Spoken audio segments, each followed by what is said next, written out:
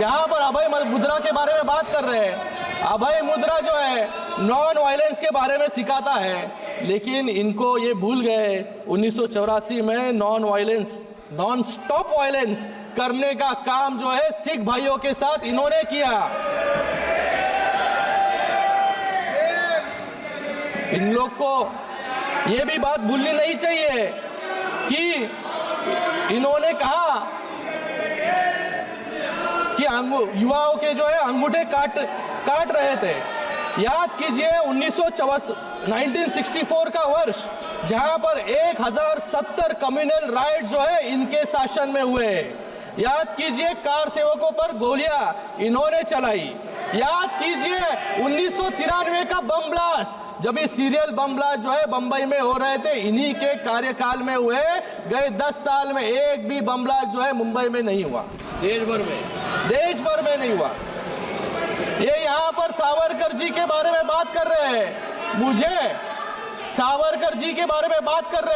मुझे इनसे पूछना है, ये जो सावरकर जी का अपमान करते हैं, इनके साथी जो यहाँ पर बैठे होंगे उभाटा वाले, ये उभाटा वालों को मान्य है क्या जो ये सावरकर जी के बारे में बात कर रहे हैं? भाग्य कोई है नहीं मुझे लगता है यहाँ पर।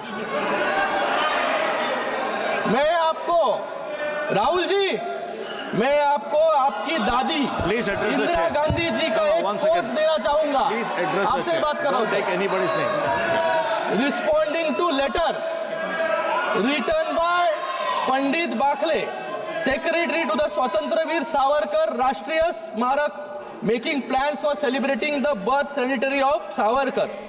इन her letter, honourable Indira Gandhi ji, dated May 20, 1980, Indira Gandhi ji writes back to Bakle saying, I have received your letter of 8th May 1980.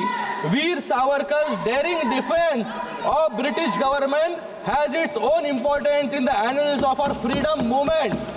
I wish success to the plans to celebrate the birth centenary of the remarkable son of India. मैं आपसे पूछना चाहूंगा, क्या आपकी दादी भी संविधान विरोधी थी क्या? आपको तो आदत है सावरकर जी के बारे में रोज अनाप शनाप उठकर बकना। मुझे लगता है कि सावरकर जी की पूजा, हाँ सावरकर जी की पूजा जो है हम सभी लोग यहाँ पर करते हैं और हमें अभिमान है।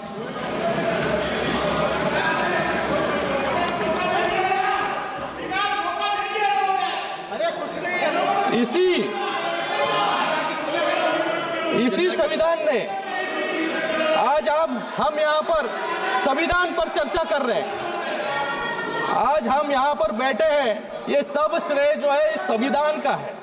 आज इसी संविधान ने एक साधारण परिवार से आने वाले नरेंद्र मोदी जी को प्रधानमंत्री बनाया और इसी संविधान ने आज एक सामान्य शिवसैनिक ऑटो रिक्शा चलाने वाले को महाराष्ट्र का मुख्यमंत्री भी बनाया।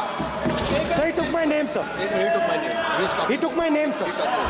I'd like to answer the question. Very good. तो अपनी बात कह दे। सर, उन्होंने मुझसे पूछा, कुछ नियम अध्यक्ष के भी होते हैं। मेंबर ने पूछा कि इंदिरा गांधी जी की सावरकर पे क्या व्यू थी। मैंने ये सवाल एक बार इंदिरा गांधी जी से पूछा था। हाँ, जब मैं छोटा था मैंने पूछा था और उन्होंने बोला, इंदिरा गांधी जी ने बोला कि Savarkar ji compromised with the British, wrote a letter to the British and asked for forgiveness for the British. और उन्होंने बोला, इंदिरा गांधी जी ने बोला that गांधी जी जेल गए, नेहरू जी जेल गए और सावरकर जी ने माफी मांगी थी। ये इंदिरा गांधी जी की पोजीशन है। मैंने सिर्फ इंदिरा जी ने जो लेटर सेक्रेटरी को, पंडित बाखले सेक्रेटरी जो सावरकर राष्ट्रीय स्मारक के सेक्रेटरी है, उनको जो लेटर लिखा था, वो लेटर को कोट करने का काम जो है मैंने किया है। वहां पर कुछ भी सवाल उनको मैंने पूछा नहीं, ये बताने का काम उनको मैंने किया था। और जो आप अच्छी डिबेट करो संविधान पर। क्या है, देखो हम लोग संविधान पे ही बात कर रहे हैं सर। कूद के मत जाओ। सुन नहीं रहे आप ऐसे नहीं, आप मुझे बोलिए सर। सर कंटिन्यू करूं? आप कंटिन्यूस करो। आज मैं इस सदन में एक महत्वपूर्ण घटना, ये यहाँ पर संविधान के बारे में कंटिन्यूसली हाथ में बुक लेकर लोकसभा के वक्त फेक नैरेटिव फैलाने का काम इन्होंने किया।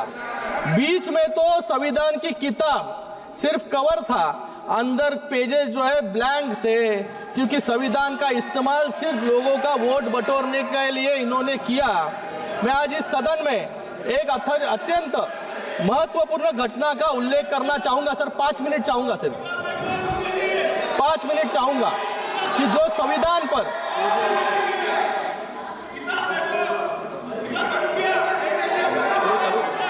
ये यहाँ पर संविधान के बारे में लोकसभा से डिबेट कर रहे, संविधान खतरे में है, संविधान खतरे में है। लेकिन संविधान किसके राज में खतरे में था, ये मैं बताना यहाँ पर चाहूंगा।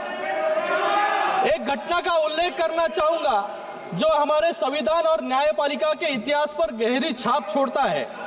मैं बात कर रहा हूं इलाहाबाद हाईकोर्ट के जस्टिस जगमोहन लाल सिन्हा जी की, जिन्होंने 1975 में इंदिरा गांधी जी को चुनावी भ्रष्टाचार मतलब इलेक्टोरल मैल प्रैक्टिसेस के लिए अयोग्य ठहराने का ऐतिहासिक निर्णय दिया।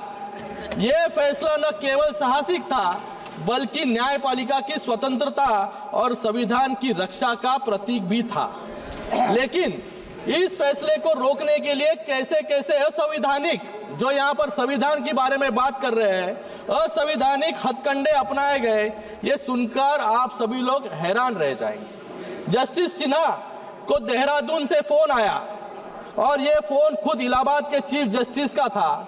उन्होंने कहा कि ये गृह मंत्रालय के अतिरिक्त सचिव पीपी नायर ने उनसे मुलाकात की और फैसले को जुलाई तक टालने का दबाव बनाया। ये रिकॉर्ड्स पर है, रिकॉर्ड्स पर है। अरे मैं खुद नहीं बोल रहा हूँ, सबके साथ में सामने ये रिकॉर्ड्स पर है, आप रिकॉर्ड देख लीजिए।